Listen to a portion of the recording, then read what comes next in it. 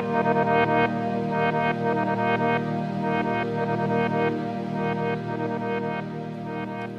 guys, Morezy here. Welcome back to episode 22 of Morezy Plays Minecraft. And I'm playing a little game of Marco Polo here. There's some zombies hidden underground here somewhere. Oh, look at those witches. You know, there's nothing more satisfying than looking at those witches fall to their death. Okay, here we go. Some zombies in here that obviously have a little spot that they're hiding. Let's see if we can find these guys. Sound like they're down here. Ah, hello. You die now. Whoa, there's a lot of guys in here. See, this is one of those little tunnels that you wouldn't find otherwise. And I don't... Oh yeah, I've got some coal here that I can make. Good, good, good, good. And I don't need those bones. Yeah, so it's episode 22 and another glitch here. Look at that. What is that? What is that glitch? Seems to be when you're around water. See through the ground. Anyway, episode 22, and today, guys, we are going to get rich or die trying. So let's make our way over to the gold farm. Whoop. Okay, when I'm asking later where all my stuff is, it's right here, just in this chest. So I'm just going to put all this gear in here for the moment, and we'll probably get rid of those, and we'll keep the rest of that. Alright, so I've been doing a little bit of work on the gold farm and the collection area, and I've got it set up so we can actually get some good collection and sorting going. So I spent a bit of time up there the other day, and I'll just get up there and we can have a look. Also guys, just tell me what you think about my thumbnail picture. Just trying some new things. Took a long time to do, but hopefully it looks cool. Tell me what you reckon down in the comments. But here comes the sorting system. Now it still needs a little bit of work. There's a couple spawning spaces there which are probably going to have zombie pigmen on them when I get up there. But it is working well so far. And what I did is I spent a couple of hours AFK up here just to see what would happen, and there's been some issues with the zombie pigmen not chasing me any longer, but this is how we've got it laid out. So last time we actually had a few chests here. I finished the chest and put a whole bunch of hoppers in, and yeah, that is a lot of iron there, by the way. But you know what was the hardest thing? It was so many chests. It was harder to make all the chests than it was to get all the iron for the hoppers. But anyway, so I've got it divided into two halves here like I said I would. So we've got in here, those I just put in there for safekeeping. We've got all this gold nuggets. The next one we've got all this zombie flesh. Then we've got gold ingots, which are very few and far between. And then we've got swords. Now with the swords, what I've been doing is trying to throw out the regular swords and just keeping the enchanted ones, because the idea is that I'm going to combine them and just make really quick and easy swords, because I'm going to have so much XP here for a little while. Then I made a second side, so that just does the same thing. So we've got gold nuggets there, zombie flesh, and some of these guys here. And I only just put these in, so that's why they're sort of empty. But what we are going to do, still a couple levels left over, so I'll just show you quickly how this works basically. All it really is we've got two sets of hoppers which I talked about before. One direction is that way and the second one comes this way. So some of the zombie pigmen die in this half, some of them die in that half, and it just separates them between so it's nice and symmetrical. Alright, but what we really want to do here is check out the zombie flesh. So rotten flesh. Whoa, and there's more than I can actually carry, because we want to get this trading to get some emeralds, because I don't have many emeralds at the moment. Oh, whoops. And it would be nice to finally have some extra emeralds, so I'm going to go and do that. I'm going to jump back down and go to the villagers section, and we'll see how many emeralds we can get from all this zombie flesh.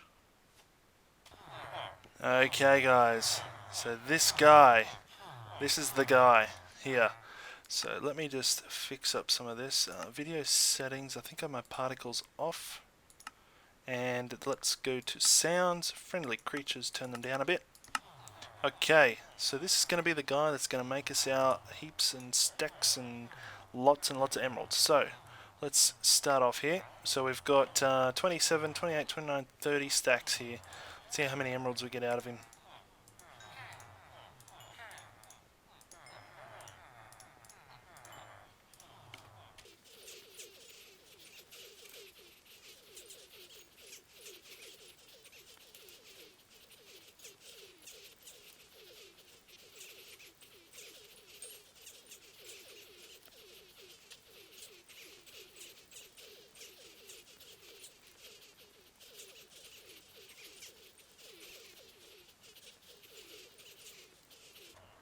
Well, there we go. So almost, 30 stacks of zombie flesh, and I got 53 emeralds. So that is pretty cool. Obviously, I still got a little bit left, but the cool thing was I didn't have to reset him by doing any other trades. He just kept refreshing every time he locked out, which was really good. So he's a keeper.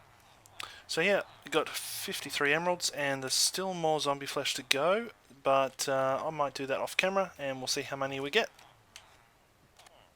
And there we go guys, we got the riches from our zombie pigman farm. So we got out of that 2 stacks of emeralds, and we also got a whole bunch of gold.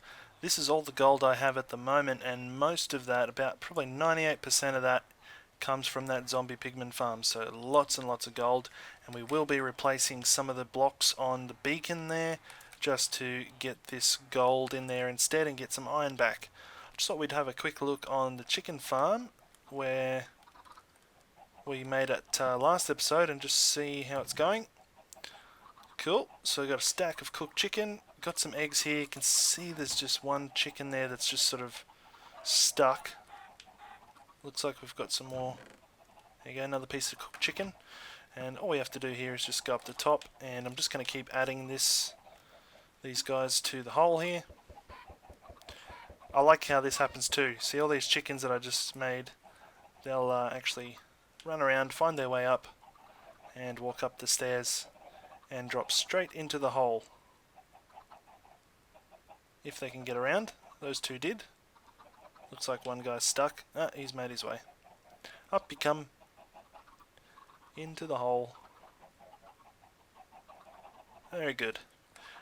Also had a big creeper explosion. It was stuck in with my sheep and it knocked out my sheep hole. So I have to remake one of those.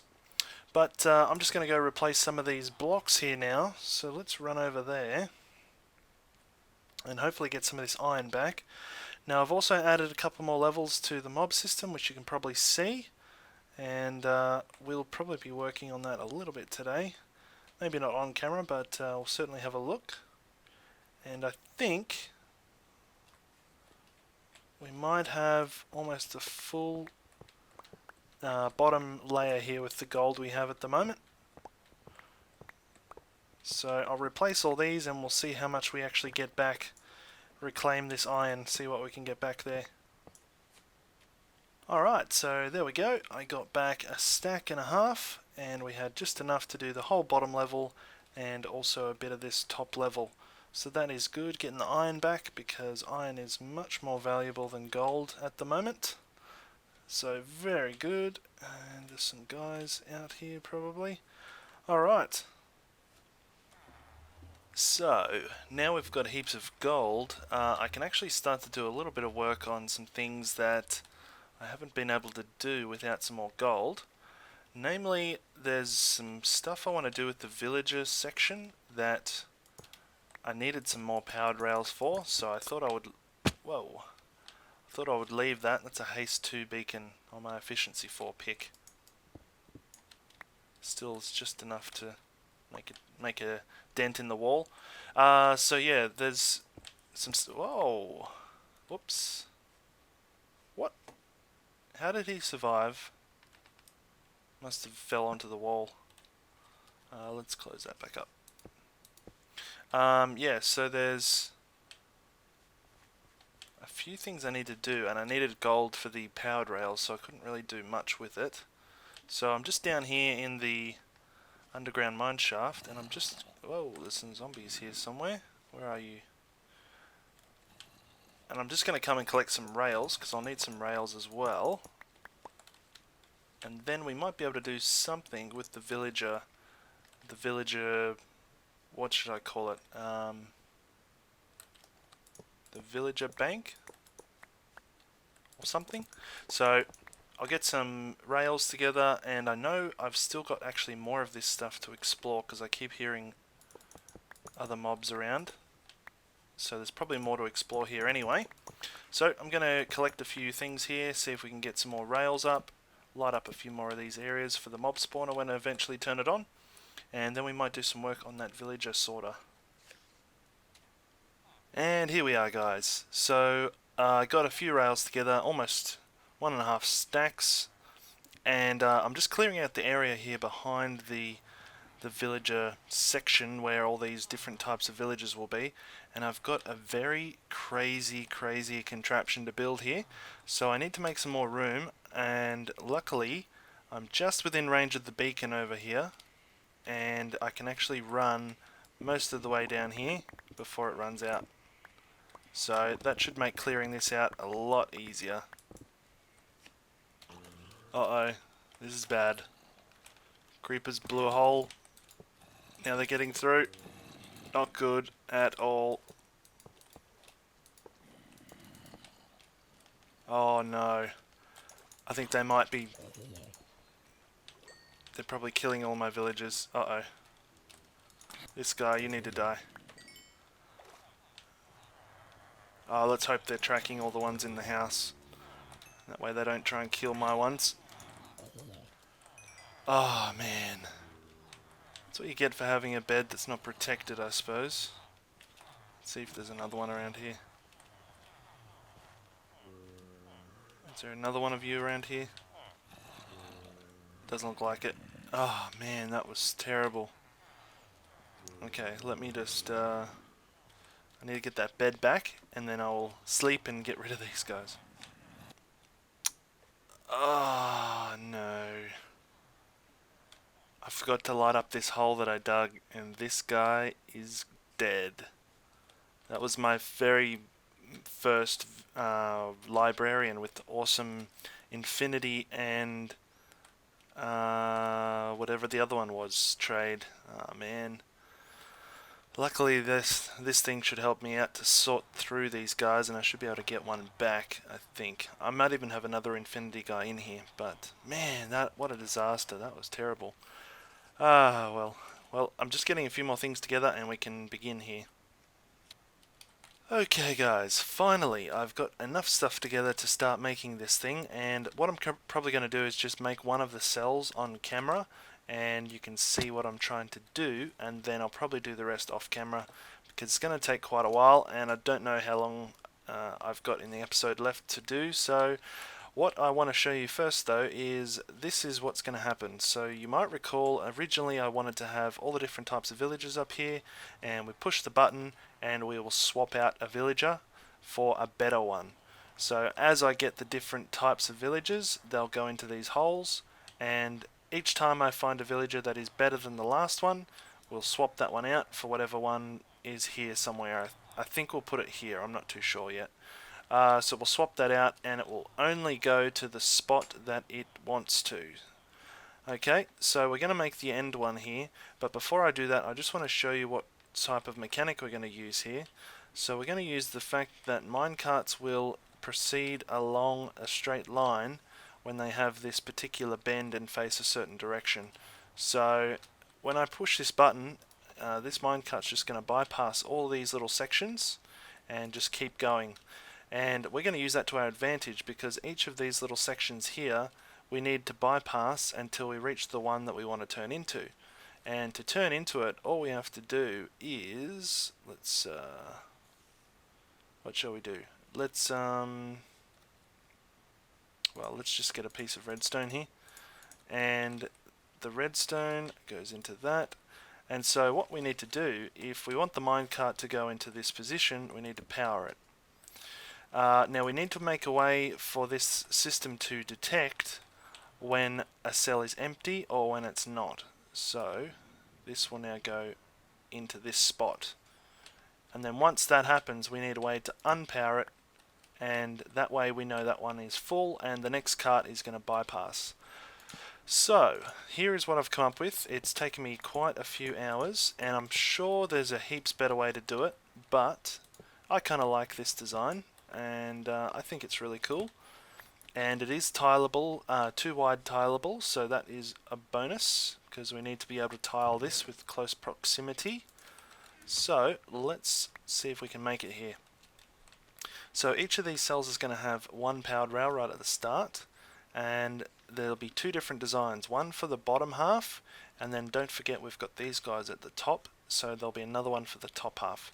At the moment I'm just going to do the bottom half, and we've just got our granite blocks here, and let's do that. So I'll just need to try and remember exactly how many of these things I need. So we've got some detector rails, and we're going to put a detector rail like that. We need to make a couple powered rails real quick. How do I make the powered rails again? Is it gold, gold, and then this and this? Ah, beautiful. Okay, let's chuck some of these sticks back. Alright, so then we're going to have two powered rails. One, two, oh, 1, 2 like that. Oh man, this pick though. Alright, let's put that block back. Okay, then we need to come up again, like so, into a regular rail, and then here is going to be the turn, I think. Now let's mark that with, oh no, we can still use this, that's fine. Okay, next is how we actually detect the thing. So we push the button up there which powers that rail, sends this one down. Now here we need a piston with a redstone block, and then another piston facing the other direction, and then we're going to put something like that, and no, not quite like that. We want to go down a block here. I think we want to put a block here like this, and then we'll want to put some redstone, so let's do that. Then we want to go down again, and here we want to put some repeaters. I'm going to set the repeaters to 4, and then we're going to go up this area here. It's going to get a little bit pokey as I do this, but it should be okay. So here is the current corner, and let's say we've got this rail continues like that. So that's the one we want to swap. So we need to power that one. So let's put another block here, and I think if we do this, and then this, and then I believe that. And just to make sure no zombies or anything spawn down here, let's put some torches down. Okay, I think that's what I want to do. Let's just test it real quick. So I'll put this powered rail on, and we'll put this like this, and then okay. So currently, let's imagine there's a villager here, and we want to swap the villager out. So the way we do that is we push the button and just make sure that this is all good to go. I think this is all good to go. So let's try it. So we push the button. Okay, I don't know if you saw that. Let's try that again. But what basically happened there is the minecart went over this detector rail, which pushed the redstone block into this position, and then it quickly shot across these power rails and onto this detector rail. But because this was already being pushed, it couldn't push back, so that stayed there, and then there was a little signal which travelled up and flipped the corner once the minecart passed. So and I'll just show you what happens in the opposite direction. So that was just sending the villager away, and when the villager goes all the way around the circuit and finds its way back to the main villager hole over here, where we have another one ready, that one will continue along this sort of rail like this until it gets to here, then it will turn in and reset. So if we watch this, there we go. You can see this flipped around again, and now it's been reset. And on this side, we now have a new villager right here. So again, if I show you from this angle, you might be able to see better. And you see that just flicked over. So that is the idea, and we're going to put a bunch of these. So this is the configuration for this bottom half, and it's going to be all the same all along here. The top half, we just changed the slope of the rails a little bit and add a rail in between so that they don't interfere. And what's going to happen is it's going to start from the bottom, bypass everyone that's full. If this one's full, it's going to go up and do the second level, and if they're all full, it'll just come back to where it started. And then if we push the button and release a villager, it will notice that this track now turns in, and that villager will come here and park here. The one we sent away will be put into the hole, which will probably send him over to the iron farm or into a fiery grave. So that is what we're trying to do here. I'm going to try and do a few more. I don't think I'm going to get all of this done this episode, and we might want to do something else before the end. So let's see how far I get, and we'll come back.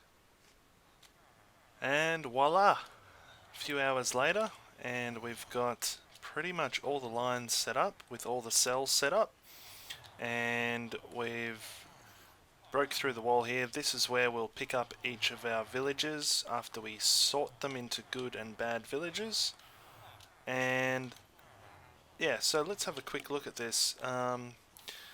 So this is the bottom section here, and if we go down somewhere here, there we go. So this is the underneath, nice and clean, and we've just got the repeaters here. That should be good there. Then we've got level number 2. As you can see, level number 2 is a little bit different. We've got this extra rail here, and I did change the design a tiny bit here. Originally I had the bend here, and I decided to move it so that it didn't accidentally activate these pistons, so that's why it's out a little bit further. And yeah, we've got this all hooked up now, and I've pretty much used all my gold as well, so I've got 3 gold ingots left, plus whatever's on my beacon, of course. But let me show you exactly how this works. So I've got these manual reset buttons here, so you can see that if I press this one, that line switches, means it's empty, and if I hit this one, it switches, meaning it's full. So using that, I can actually select the cells I want to go to manually, and also reset them manually, just in case I don't have a minecart in them or anything like that. So let me show you exactly how it works. If we go, so there's 11 spaces for the 11 types of villages, and I haven't yet thought of how I'm going to handle librarians and things like that I might want to keep multiples of. But if we mark one of these cells, let's just mark this one. So I'll put a block here, and that's the cell we want to get to. So if we go up here and manually activate that cell, which is, yeah, that one. So we'll manually activate it, and of course that will all be done automatically when it's finished. That will be because I will be trying to get rid of a villager from that hole. And I'm just going to use myself as a little crash test dummy here. So let's put down a minecart, and let's jump in, push the button,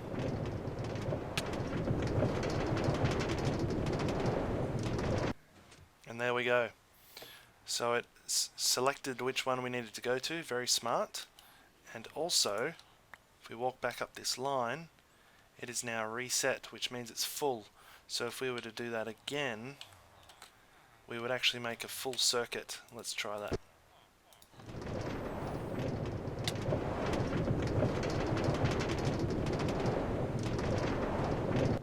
There we go. That is a full circuit. So if any of these cells aren't activated, the villager that we press will actually go all the way around and go to the end. Now this little line here won't just stop there, it will actually go through to somewhere in here. Yeah, right into there. So it actually lines up pretty well, actually. Let me just see exactly where that comes out. Yeah, it's perfect. It comes out right where we want it to. So that's perfect, and this is perfect as well. Very cool, very cool. So that's how that works, and I think it's really nice. I like it a lot. And when I get some more gold, I'm going to put extra powered rails in just to make it really fast so that it doesn't take much time at all. And I'd like to know where I'm taking that damage from as well, because I'll have to fix that. Taking damage, I don't want my villagers to die as they go through the circuit. So, let me just have a look then. If I go back here, and let's ride it again. Where am I? There we go. I think it might be as we go around that corner. I think it might be as we go around that corner there. So probably maybe I can fake it here. Let's try this. Just push forward. Apparently not. Maybe I'm just going too fast. Anyway, so that is the villager system, and I think it should be really cool, and we will have to change the way this looks a little bit. The layout will all be the same, but I've tried it with a villager in the hole up there, and once you get close enough to click him, you can't actually see him anymore. So what I'll have to do is just do a little staircase that we go up to him on, probably, you know, something like this, and then we can go up, we can talk to this villager, and if we want to, we can swap him over, and that should be good. So that's really cool, I think, and when we get all this all set up, we can actually start filtering some of these villagers out, because they've been in here for a long time, very long time, and there's actually a lot of guys in here still too. And once I turn on the breeding again, these guys will all breed instantly, because they're all probably full of carrots at the moment. This thing still works, I hope. I haven't really checked it lately. And then we'll just have to set up this portal so that we can send them over to the iron farm easily again. But yeah, lots of progress here. Very cool. Alright guys, well, that's going to have to do it for today's episode. I'm about out of time to record. I've still got to render and upload. So, I hope you enjoyed the episode, and I hope you enjoyed what we did today. I think we made quite a bit of progress. I did say I was going to try and work on this, but all I was going to do here was put the lights in the corner.